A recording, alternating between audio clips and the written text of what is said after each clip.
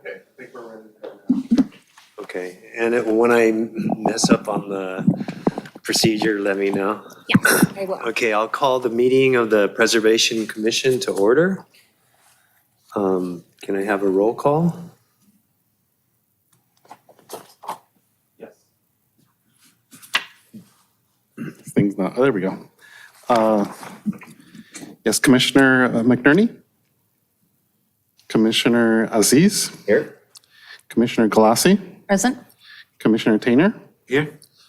And Secretary Matsuno, Here. who will be chairing the meeting tonight. Okay. Can you rise for the flag salute? Commissioner Glasser, would you like to lead the flag salute? I pledge allegiance to the flag of the United States of America and to the republic for which it stands, one nation, under God, indivisible, with liberty and justice for all. All right.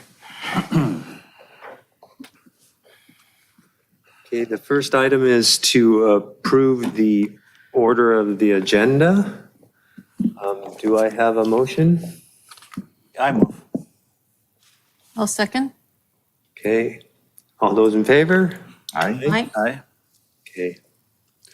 The next item are blue folder items. We do not have any blue folder items tonight. Okay, no blue folder items, so we can skip to the consent calendar. Do I need to read the blurb under? Maybe just the titles. Okay. You don't need to read the entire Okay. consent calendar heading. Under the consent calendar, we have to approve the affidavit of posting for the Preservation Commission, regular meeting of February 1st, 2023. Do we need to vote on those separately, each one? All together, Altogether? actually. Okay.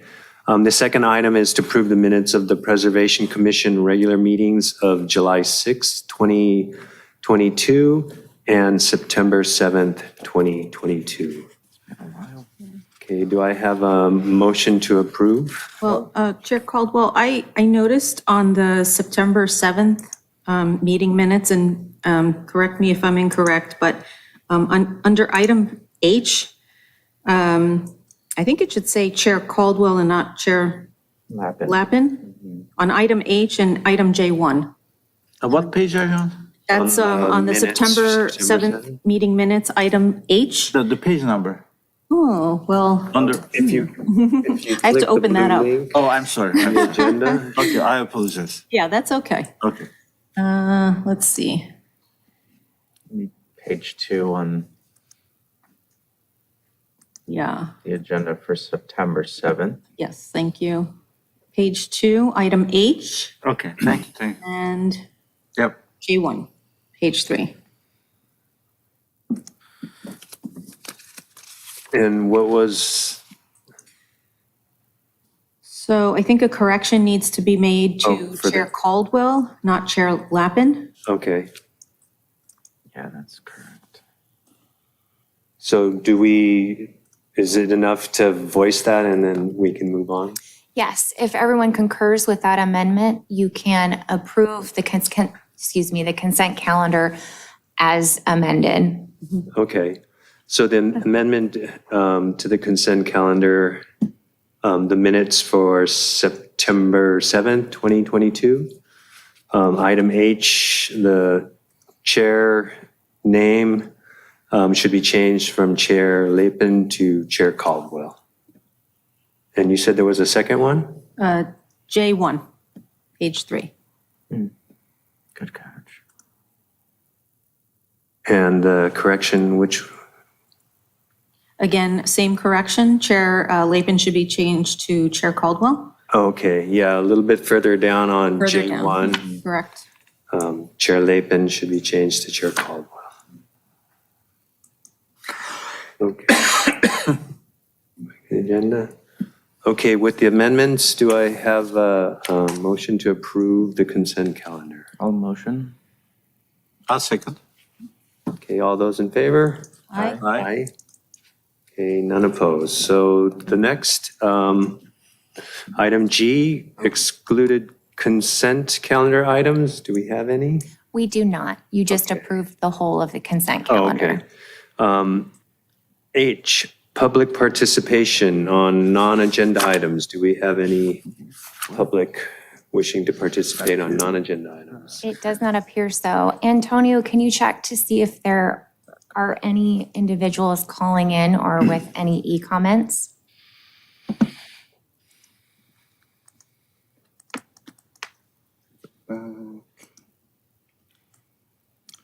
Not cooperating with me, just a minute here.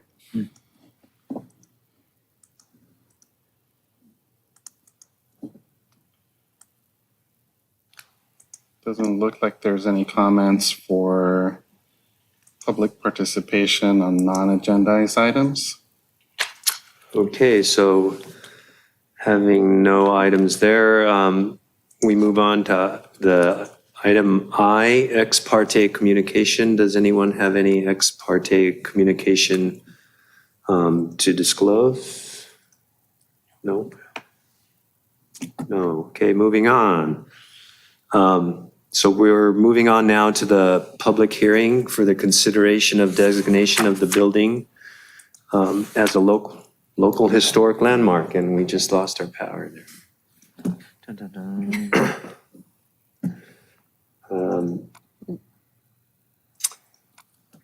Oh, I think it's going to presentation mode, that's. Oh. Yeah, so I can probably, Do we just begin the public hearing, or do we need a motion to begin that? quick PC. What we should do Let's see is what's up there. probably do an audience oath for anyone who wishes to speak. Okay, And then after that, the commission can make a motion to open the public hearing. okay. I will provide a presentation. Will all those individuals who wish to provide testimony with respect to the public hearing items on the agenda this evening rise and please take the following oath?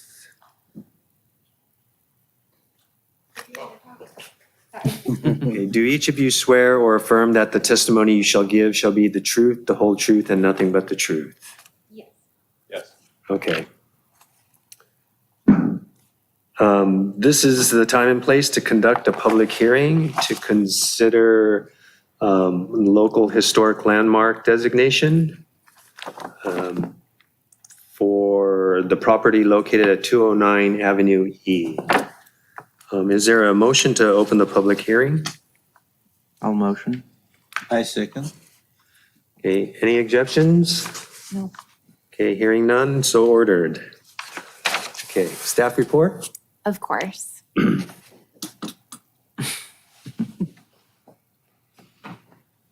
No, There we go. There we go. I guess not. Thank you. This is a request for the landmark designation of the property located at 209 Avenue E. The property is located on the north side of Avenue E, just east of South Catalina Avenue.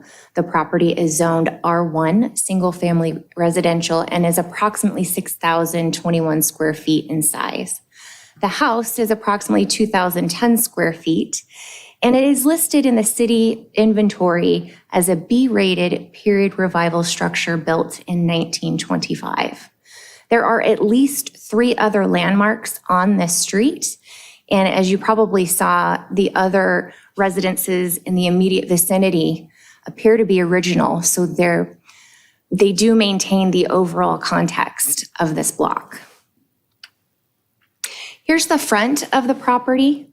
I'll point out a couple of neat features. You can see the main prominent street-facing gable, and then you have this lower gable that highlights the entry. You can see that the entire structure is stucco, but has wood accents. You can see this neat wood accent around the front living room. Here is that wonderful arched entry door that might actually be original to the building. And there are brick accents around that arched entry. To the right of the entry, you can see these beautiful diagonal paned windows. On the left over here, there's a stucco structure with a roof element. We're not quite sure what the intent was of this feature. However, there is a listing in the permit history for a shed that was constructed later, and I do wonder if maybe this was that structure. I just wanted to give you guys a close-up of the windows and how they're in such great shape and also original. You can see these original lug elements here, and they are operable. Here on the east side yard, you can see this wonderful covered entry gate, which is a neat feature. We often see that on Spanish homes, but here you can see it on the period revival. Here's an interior look at that front living room. You can see the wonderful hand-troweled stucco, the coved ceilings. You see this lovely fireplace. They also have original built-in shelving in the front entry space, as well as this living room. Here's the rear elevation. In the permit history, there is an addition to the house, and this is most likely it. You can see the vinyl opening here. I believe there's a vinyl window on this side of the house. Obviously, these elements are not visible to the street. However, they were constructed later at the site. The current owners were kind enough to allow me inside the home, and this rear addition appears to have been for an accessible room. Somebody with a wheelchair had lived at the house, and so this was the element to create an accessible bathroom and accessible bedroom. Here's the original garage. The permit database shows that the previous owners had intended to demolish the garage and build a larger 500 square foot garage. That project had not obtained approvals or permits. So at least for the purposes of tonight, it's nice that we get to see the house as well as the rear detached garage located off of that alley. And here's how the garage looks from the alley view. Obviously, the garage door is not original, but you can see that at some point, previous owners had created a trellis element to create another parking space back there. And this is the inside of the garage. There's a story that says that these shelves may have been leftover bookcases from the school district, because one of the previous owners worked in the school district. So I talked through some of these character defining features: the steeply pitched roof, the front facing gables, the hand troweled stucco, the decorative wood framing. You have that wonderful arched entry door with the brick accents, and several original wood framed windows with that one street facing window with multiple diagonal panes. I mentioned the covered wood gate in the east side yard. Then there's that stucco feature on the western side yard with a roof element that may have been the storage shed. As I noted, the house and detached garage were built in 1925. That rear addition for an accessible bedroom and bathroom was in 1956. A storage shed is listed for 1965. They did a re-roof in 2002 and an electrical upgrade in 2010. In the record for the 2010 new detached garage, it does show a submittal, but it doesn't show the granting of any approvals from planning. So if anyone were exploring to revisit that again, we would process a certificate of appropriateness that would come to you for review to ensure compatibility with the original home. Previous residents include Ferd and Florence Payton, and they are the original residents in 1925. Reverend Raymond Marshall lived here in 1936. And then by 1947, Harry P. and Carol McCandless lived here. Following that, it appears that their son Harrison and his wife Barbara McCandless inherited the property. Harry P. was the supervising principal and superintendent with the Redondo Beach City School District. And then Carol was noted as head of the local Red Cross back in 1941. I should note that there were several articles within the Redondo Reflex of Carol being very active in different groups, but the Red Cross was the most notable. And then their son, Harrison, He was listed as a family physician locally. He was head of various medical boards in Southern California and also involved in a lot of service groups in the area. If you determined that the property does meet the criteria for designation, I do recommend that this be known as the McCandless House. Here are a couple of photos that were provided by the current owners. They obtained them from the previous owners. And perhaps they could speak a little bit to this, but I believe obviously this is the person who needed an accessible bedroom addition off the back of the house. So this property was developed when the city was a thriving resort with growing residential communities for working families. It is a distinctive style of architecture with character-defining features for period revival. And then also, this site is located in the original Clifton by the Sea neighborhood. And as we mentioned earlier, it does maintain its overall context with the other original homes in the vicinity. If the Preservation Commission finds that the application meets the criteria, we suggest that you adopt the exemption declaration and approve the landmark designation for the property located at 209 Avenue E. The current owners, Mark and Debbie Sanis, are here. So if you have additional questions or would like some more personal feedback on the property, they are available. Thank you. Thank you.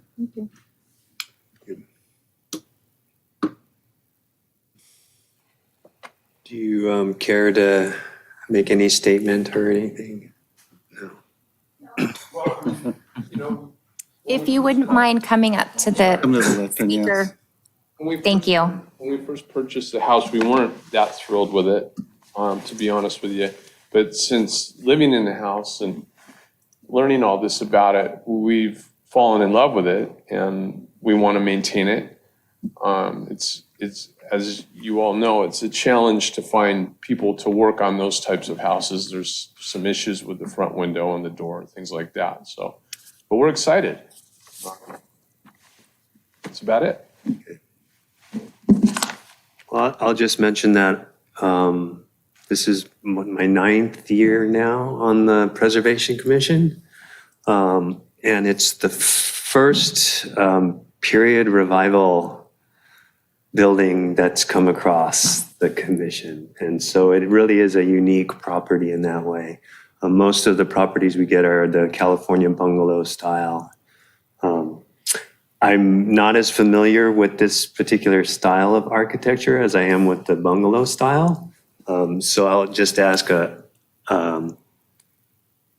one in the stucco is original. So it was originally a stuccoed building from the outset. It appears to be original. Okay. I didn't find in the record that it had been re-stuccoed. Okay. But I do believe, yes, I do believe that it was originally stucco, as I've seen. There are a handful of others in the lower avenues that are period revival, and they are also stucco. Okay. And then the only one item that I kind of question, I believe, is the aluminum awning on the window. I don't think that is historic. I think there was some time, must have been in the 50s or 60s, when these aluminum awnings were the thing. Because my wife and I, we own a bungalow that's a historic home, and it had those aluminum awnings everywhere. So I don't know if that could be a condition to, I think I kind of researched it, and the more, I can't say for this particular style, the period revival style, but the homes at that time that I saw, they all used this sort of awning. I mean, if it's necessary for the sun, the style of awning I saw on homes of that period were sort of, they look like two spears with a canvas awning kind of coming down. I'm sure if you walk around the neighborhood, you'll see other examples of that. That would be the only suggestion I would have to maintain the historical integrity of the entire structure. Yeah, thank you for bringing that up. That is an important point. We had discussed it at the property that they do have the intent in the future to replace the awning, but most likely as part of other repairs and maintenance that they might want to do. I think they would be open to that condition if you were looking to explore it. They will want to replace it with something because of the sun exposure. Okay. Yeah, I'm sorry. So the issue with that awning is that was one of the first things we wanted to get rid of, change. But the sill on that great front window in the front is all rotted away. So until that gets fixed, that awning is helping protect. Okay. With all this crazy rain we've been having, it definitely would have leaked through, but it hasn't. So that's So you're saying the windowsill under the awning? correct. Okay. I think the original intent of the awning, back in the 50s or whatever, because of that south facing, the sun just pounds in there. Yeah. But that was the first thing I wanted to do is get up there and pull that thing down because we don't like it. But then I seen the rot on the upper sill of the lights on the top, and I go, we pull that down, it's going to be a mess. So we got to make sure we have all our ducks in a row before we pull that down. I'll just ask staff. So sometimes we've approved the designations with the conditions for changes. Is there any time frame that has to be done by, or? I mean, I totally understand his concern, and the whole idea of the designation is to preserve the building. So if that's a more pressing issue, obviously that has to be addressed first. But is there timelines given? I'm thinking of another one that we just designated that was approved with some conditions, and because it's across the street from me, I noticed the conditions haven't been met yet. So I'm just wondering about that. Right, you're thinking about the recent designation on Emerald? Yes. Right. So there isn't technically a time frame. However, in practice, I like to have them address it by the time all of the Mills Act paperwork is complete. Okay. That way they're getting their tax benefit and it takes several months to go through that process. Like the Emerald property, they're still getting the legal paperwork together. So usually it's within about 12 months. Okay. So you have some time. The only issue we have is money. So, and, the other thing too is we wanted to experience the house through all the seasons. We've made some mistakes in the past of going into a property, making some changes, and then not realizing where the sun is and all that stuff. So, Right. But yeah, it's at this point it's funding. So we would love to do better with that awning, but until that window can be fixed, it's going to be a huge mistake. And I think that window is going to be quite expensive to find someone that's going to be able to do that. So. Okay. Chair, can I? Go ahead. First of all, congratulations and thank you for coming. I think I saw that vinyl door at the back. Is there? Yeah. That's correct. And then there's also another vinyl window to the side. I Right. mean, even though they are not visible from the street, would it be in your plans to replace them at some point with something which looks closer to the original? To preserve the overall character of the house. Now it's going to be designated as a landmark. Sure. No, that would be great. Once again, it's all funding, so, it doesn't, personally, we haven't put any thought to that at all. So. Can I just rephrase then, if I may, my question? Obviously, you will, despite the financial constraints and so on and so forth, over some time, do some cosmetic changes to the house after it's designated as a landmark.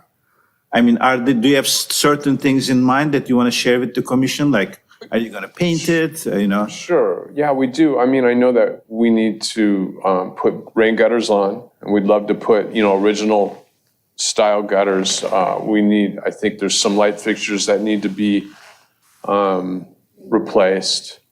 They're just, they're not, the quality's not good and doesn't, it doesn't enhance the house. So, yeah, I mean, we don't have a list of stuff. We actually just purchased the house in October, so. Cool. But, yeah, I mean, like I said, we really enjoy the house and the styling of the house, which, like I said, at first, I was a little surprised that we like it so much. I mean, it's a pretty cool house. It's in great shape, too, considering it's almost, 95, 97 years old, so. But it does need some work. Okay, thank you.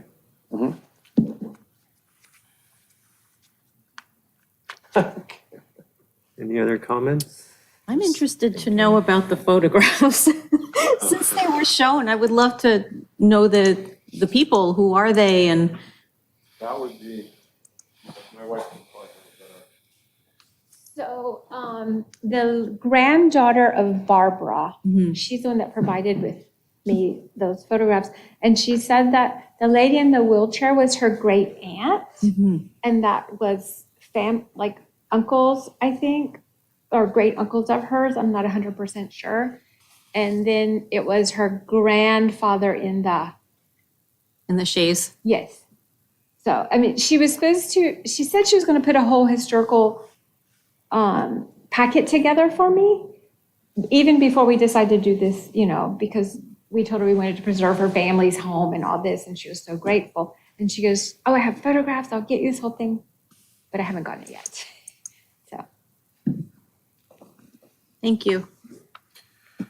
Are the family, this McCandless family, are they still residents in Redondo, do you know? yeah. So Linda, the lady, it was Linda and her brother who owned it. So her brother lives. He told me Redondo Beach, but I think it's more Torrance, maybe like a Redondo PO off Nob Hill somehow. I don't know if there's a Redondo PO that way. And she actually lives in Arizona. They had wanted to keep it in the family, but then they had like a family member that they didn't know came and said, "You have to sell." Okay. So their mother died in 2020 in the house, I believe, and then they were trying to hold on to it. Thank you. I think, if I may, some of the only concerns that I might have is, replacing the windows, checking to see obviously if they're made with lead, given the year that the house was built, and then the stucco, if there is any damage on any of the stucco, whether internally or outside. That would probably be one of my main concerns there. And I did notice in one of the pictures, there is a drainage where the foundation is. I think it's the third picture. That's the west side. Yeah, that would be something of concern to consider. If there is, I know it's very rare to see a house like this in Redondo, I will say. So the upkeep, I can only imagine, is quite considerable. But those would be the only things I would consider taking note of. I'm sure you've already looked at that. Oh, yeah.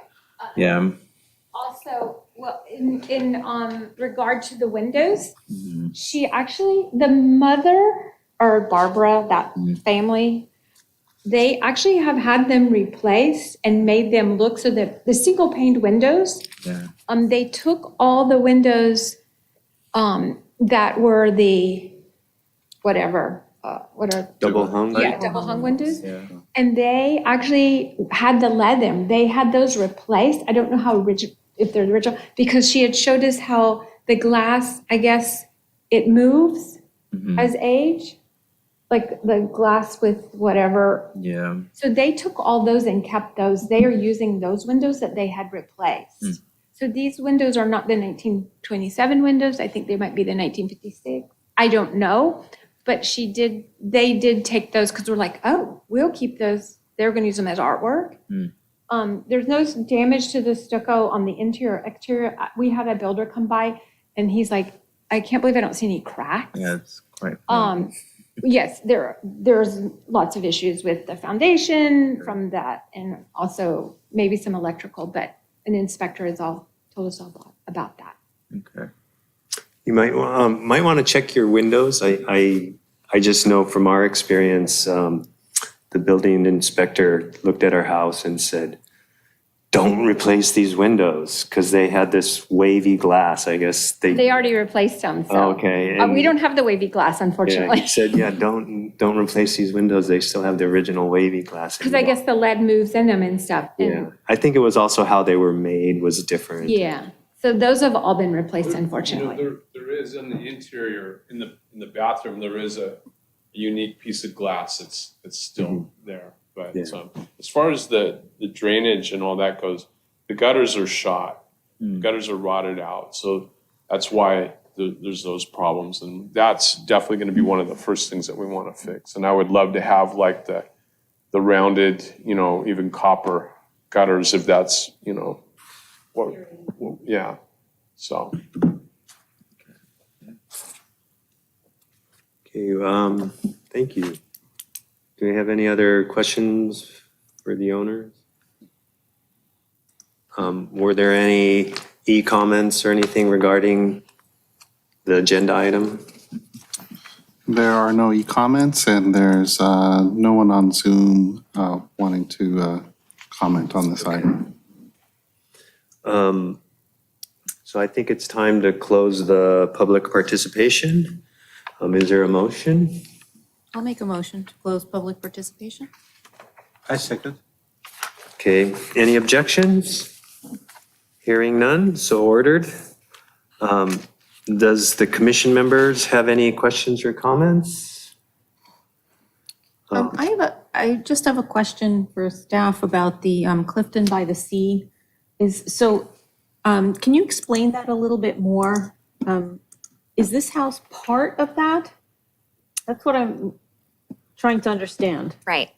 So the lower avenues were created as sort of a high-end residential community by Henry Huntington, and that was the long-term vision for it.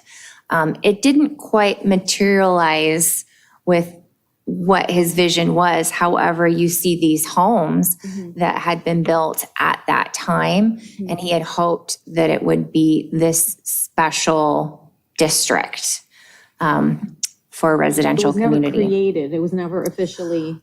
I would say it probably didn't fulfill exactly what his vision was for all of the lower avenues.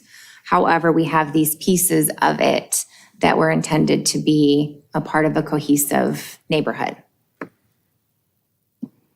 It's called out in our historic context. And so I saw that there were a couple of houses that were part of, they have designation already. Correct.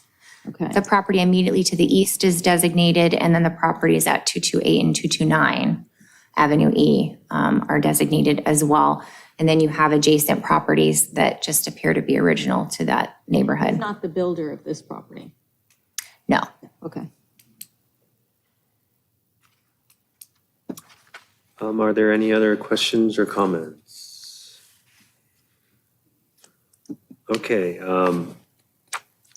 do I hear a motion to approve the staff recommendation for designation of the property as a historic landmark?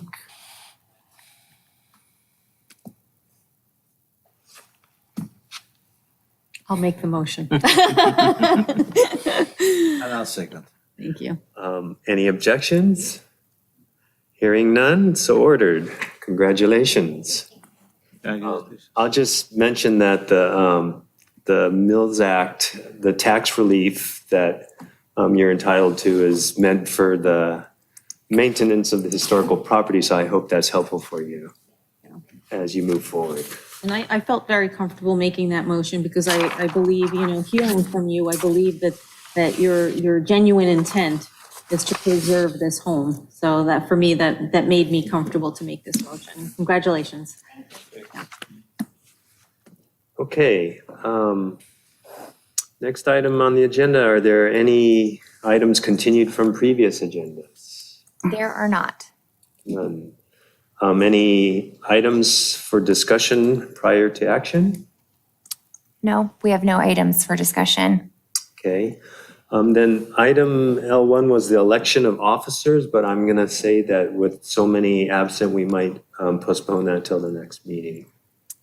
Great. Any items from staff?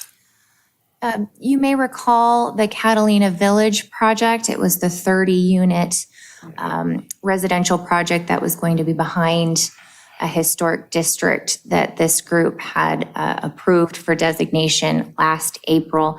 It did go on appeal to the city council last week, and the project was denied. So what happens next? We do not know yet. Yeah. And as far as the appeal they have filed against the decision that we made, No. what's the status of that? At the moment, they have not decided to pursue that. However, the appeal still stands. Is that correct, Antonio? That's correct. The appeal is still pending. Should we ask them if they want to cancel the appeal at this stage, or I don't know, I mean, it's up to you. We're not a part of those discussions. However, I believe there are discussions being had with the applicant. Okay, no, I mean, because the counterpart is our commission, right? Right. The appeal is made on the commission's decision. That's correct. And if it does move forward, of course, we would notify you. Okay. Why would they appeal when we approved? That I didn't quite understand. Good question. It's a great question. I think that it was almost like a safeguard measure from the developer. Because there was uncertainty whether the project would move forward and get approvals from the Planning Commission, which it did, but then was subsequently appealed. So they had the ability to have all of the entitlements heard, but they wanted to hold back on the hearing the reconsidering the Preservation Commission action until after there was a decision on the Planning Commission's decisions. So that's still pending, and we don't know if the developer will move forward with that or if the developer will withdraw the appeal at this point.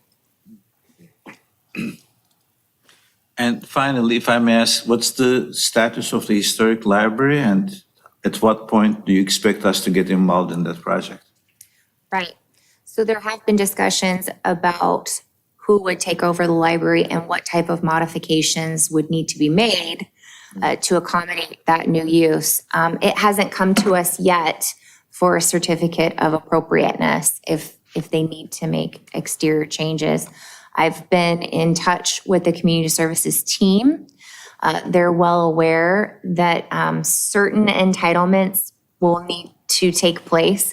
It might be a Preservation Commission review as well as a Planning Commission review. It just depends on the scope. So once I know more, I will inform you. Okay, thank you. Are there any other commission items or referrals to staff? Okay, do I hear a motion to adjourn? I'll motion to adjourn. I second. Okay, any objections? No. So ordered. Thank